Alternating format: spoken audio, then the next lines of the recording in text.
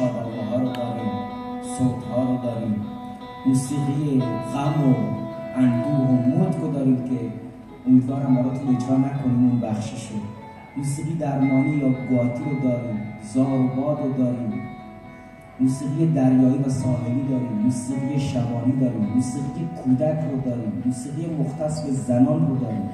موسیقی ذکر رو داریم و موسیقی عبادی رو داریم و موسیقی عرفانی که هر کدومش جداست. در بخش موسیقی عرفانی در بلوچستان عمدتاً کلام فارسی میشه، اما دستگاه، چینش، ملودی، فرازها و فرودها همه بلوچی، کلام فارسی میشه. ما به عشق شما میخوایم اولین قطعمون رو با زبان شیرین پارسی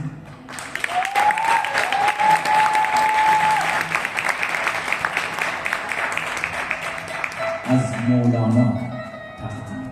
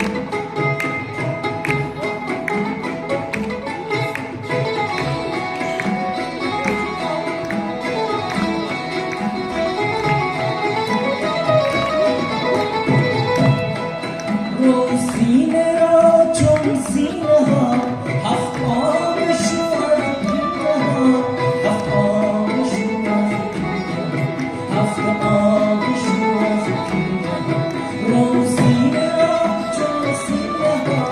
هفت آبشو از کینه ها بانگم شراب عشق را بانگم شراب